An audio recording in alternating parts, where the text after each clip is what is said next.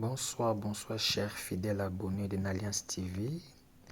Je vous dis bonsoir. Donc aujourd'hui nous vous amenons encore au barreau, comme on dit à la barre, avec une fois de plus ce dossier de Constant Mutamba, l'ancien ministre de la Justice. Je vais vous laisser suivre. Donc il y a de l'eau à boire, hein. Il y a un peu de tout. Donc il paraît... Le dossier maintenant se retrouve au niveau de la Cour de cassation, toujours comme vous le savez. Mais donc des témoins sont sous tension. Donc là on cite la Première ministre, Madame Souminois, ainsi que l'inspecteur, l'ancien inspecteur général non contesté, Alinguetti. Donc Gilles, voilà, je vais vous laisser suivre, c'est parti.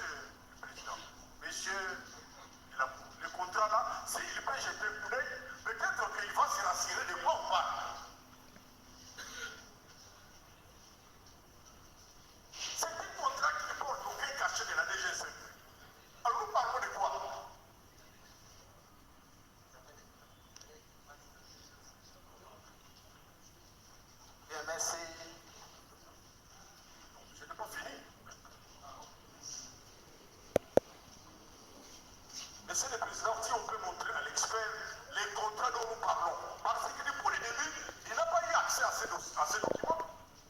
C'est un contrat qui est bien daté du 14 avril. Alors on vous dit non, on a transmis un contrat qui ne portait pas de date. Mais nous parlons de quoi finalement?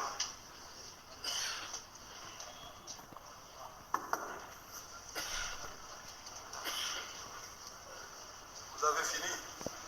Oui, je voudrais qu'on puisse montrer, si la Cour le permet. La Cour dit ceci, oui. On va tirer toutes les conséquences et puis la directrice de la DGSN va comparaître, on lui fera voir les contrats et les conséquences seront tirées. Merci.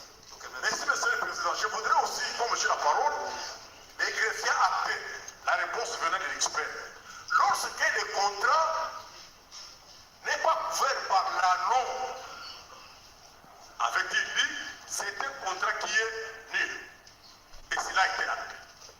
Oui. Merci. Si vous êtes convaincu qu'il a acté et il a déjà fait, ça va de soi.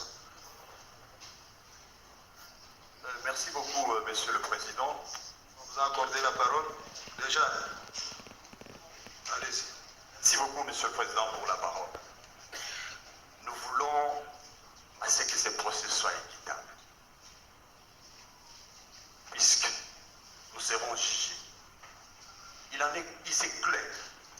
Notre client dit qu'il a envoyé un contrat qui a été signé.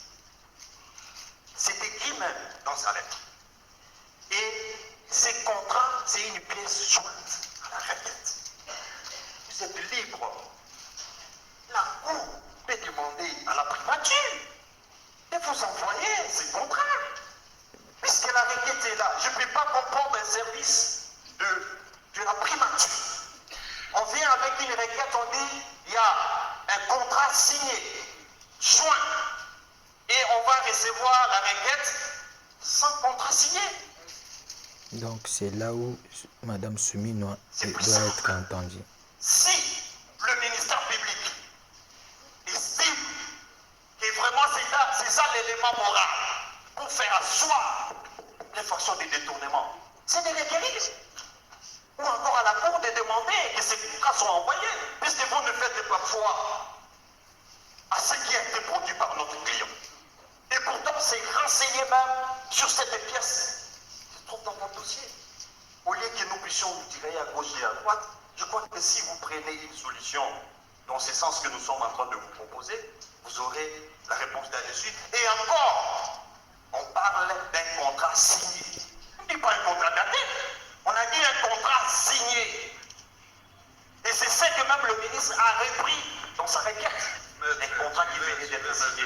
Nous venons de proposer. Oui. La Cour a déjà dit qu'on va tirer toutes les conséquences dans tous les cas. Merci. Il y a la directive de la DGSMP qui va comparaître.